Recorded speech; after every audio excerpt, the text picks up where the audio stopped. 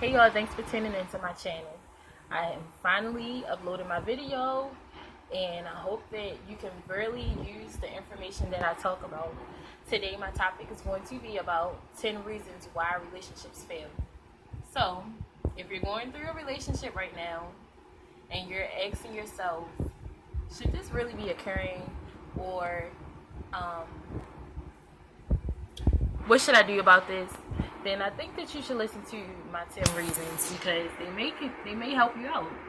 So the first thing that I would say why relationships fail is because they may not be the person that you thought that they were going to be.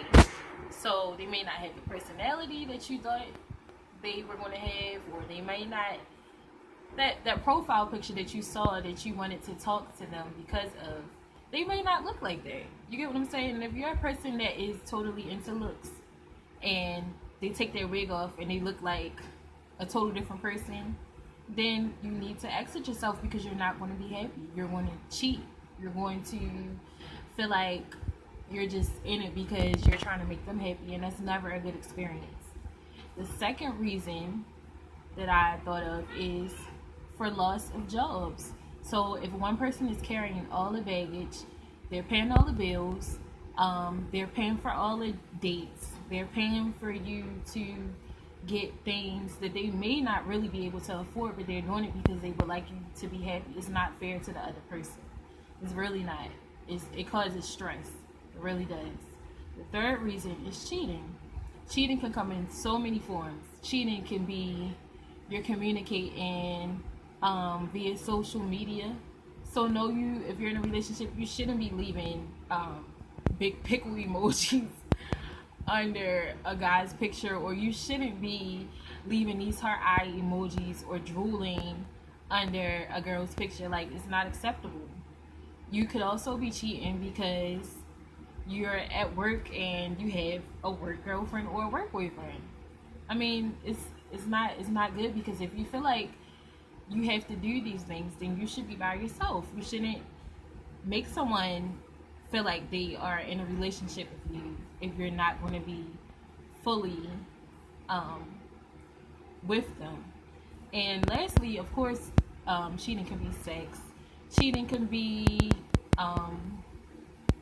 cheating can be a lot of things. And if you really know that you're cheating, then you need to tell the person that you're in a relationship with, hey, like, this isn't working for me.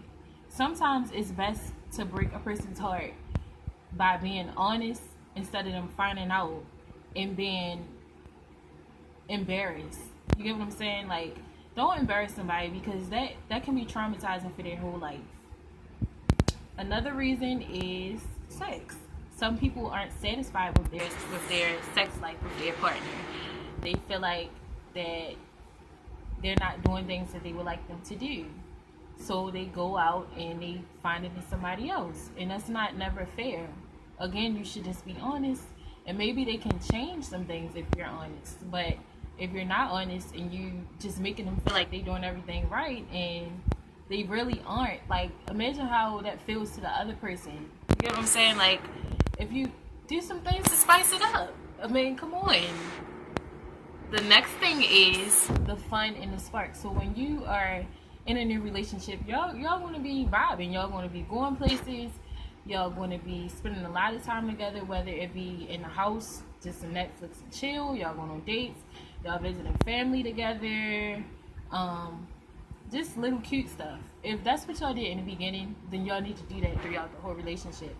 Don't ever think because you're not just dating anymore and that you're in a relationship, it's acceptable to leave that spark in the past. It's never, because if you get bored, it's no reason to be in a relationship anymore. The relationship is because you're trying to build with that person. It's because you obviously see some type of future, because you don't want that person to be on the market. A relationship is not just so you can have somebody on lockdown, so you can stop them from doing whatever they were normally doing before they became in a relationship. The next thing is family members. Family members can play a big role in relationships. They can put ideas into a person's head that may not be what they really are. and it can be very stressful. And if that's a problem in your relationship, then you need to address your mate. And if your mate does not address the situation to that family member, and if it becomes a reoccurring thing, then you need to leave, because it's not fair for you to be stressed out to be in a relationship. That should never be the case. You should never have more bad moments than good moments. The next thing could be friends. You're telling your friends all your business about your relationship. Every time something bad happens, oh, girl, guess what? He did this. So if you're telling your friends this, and guys, if you're telling your friends, I caught her texting somebody on Instagram or leaving an emoji or something. If you're telling your friends this, what makes you think that they would like to see you happy in a relationship? Because they're not going to forget that. It's some things that you can't tell people, and that's why I'm making this video, because my videos are going to be so that you won't feel like you're alone, but also so your business won't be all around. You get what I'm saying? Like, you always need to have an outlet, and sometimes telling a person isn't a good outlet. Maybe you need to start a new journal, or just try to be mindful that when you tell someone something, it's a chance that they can tell someone else, and you never want another person that you barely even know to know your business. The next thing is the person becomes comfortable. So when you're in a relationship, and say you used to be, like, you really used to be hot stuff, you used to be dressing up, you kept that fresh haircut, you had that nice cologne, you used to keep your dressing game on point and all of that, continue to do that. Because if you don't, if you become comfortable, you're opening up doors for someone else to get your mate. Honestly, you can be comfortable. I'm not saying that you got to keep a wig on in the house. No, I'm not saying it. But don't lose the spice. Don't lose the spice, because if you lose the spice, you're going to really have another problem, which is why the next thing that I'm going to say is trust. If you lost your trust in your relationship, you need to end it. You can't, it's very hard to bring trust back once you've lost it.